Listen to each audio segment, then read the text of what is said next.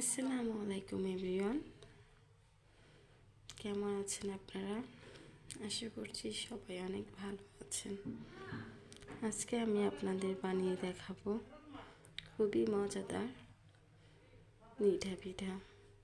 গ্রামাঞ্চলে এই পিঠাকে অনেকে অনেক নামে ডেকে থাকে। তো তার জন্য নিয়েছি এখানে আমি 1 কেজি আতপ চাউল, তারপরে দিয়ে দিচ্ছি হালকা কুসুম গরম পানি, 1.5 কাপের মতো পানি দিয়ে লবণ দিয়ে আমি ম্যাশ করে নিচ্ছি। দেখেন আমার ম্যাশ করা হয়ে গিয়েছে। এখন আমি পিঠাগুলো বানিয়ে নিচ্ছি।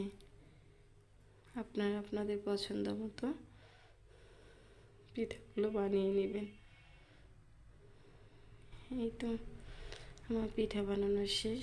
এখন আমি চুলায় বসিয়ে দিয়েছি ফ্রাই প্যানটা পানি গরম হওয়ার পর আমি একে একে সবগুলো পিঠা দিয়ে দিব। আপনারা এই পিঠেটা বিকালের নাস্তা হিসেবেও করতে পারেন। খুবই সহজ এই পিঠাটা তৈরি করা এবং খেতেও ভীষণ মজা লাগে। এই যে দেখুন আমার সবগুলো পিঠা দেওয়া শেষ। এখন আমি ঢাকনা দিয়ে ঢেকে দিব 15 মিনিটের মতো। 15 মিনিট পর ফিরে আসছি। দেখেন আমার পিঠাগুলো প্রায় হয়ে এসেছে। এখন আমি ঢেলে নিব একটা ছাকনায়। ঢেলে নিয়ে আমি এখানে ঠান্ডা পানি দিয়ে ধুয়ে নেব। এতে করে পিঠাটা শক্ত হবে, দেখতেও সুন্দর লাগবে। এই যে দেখেন আমার সর্বশেষ পিঠার লুকটা কত সুন্দর।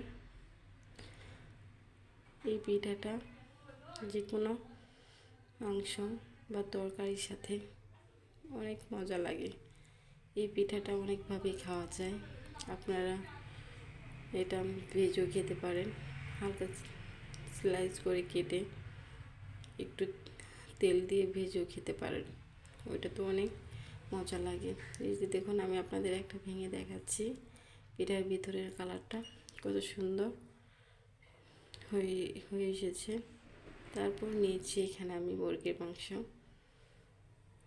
এটা দিয়ে আমি পিঠাগুলো খাবো।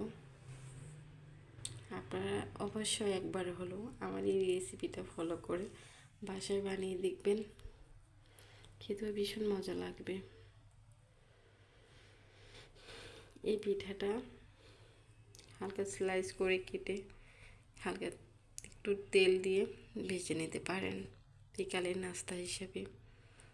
অনেক অনেক মজা লাগবে। অবশ্যই আমার এই চ্যানেলটি লাইক, কমেন্ট এবং সাবস্ক্রাইব করে আমার পাশে থাকবেন। আপনাদের মতামতটি জানাবেন কেমন হলো আমার আজকের এই রেসিপি। কী রেসিপি চান অবশ্যই আমাকে কমেন্টের মাধ্যমে জানাবেন। আসসালামু আলাইকুম, আল্লাহ হাফেজ।